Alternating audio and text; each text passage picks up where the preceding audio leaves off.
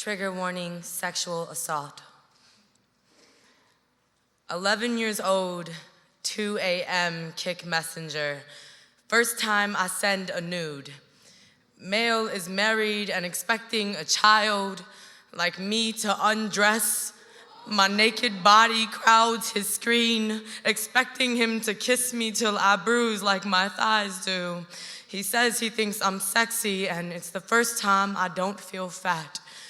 12, a male in my catechism class grabs my ass during mass. That night I sculpt a woman inside the cups of my first bra, contort my back a valley, curl into a ball, imagine the softness of a grown man's sheets, convince myself this is what you're waiting for. 13, I've lost count of how many males have seen me bare.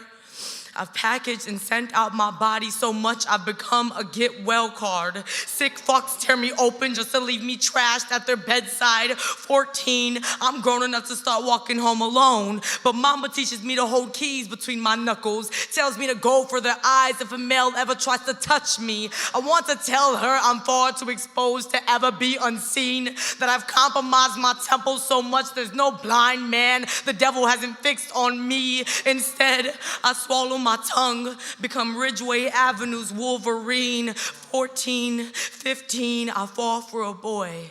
And it's not until he reaches for the buckle of my pants I tell him I'm afraid to have sex. And he cheats and leaves. 16, a 22-year-old male molests me, and I curse out my 11-year-old self for fantasizing about days like this, where a grown man's lips would kiss the valleys of my back like sunsets. I curl into a ball, still as a picture. Picture my mama looking for me if I would have never come home. Picture cameras coasting over my presence. This is the first time I feel unseen, and I didn't imagine I'd still be naked. 17, I reach out to my ex, tell him there's something I need to get off my chest, and he says, "Why do you always want to talk about your feelings?"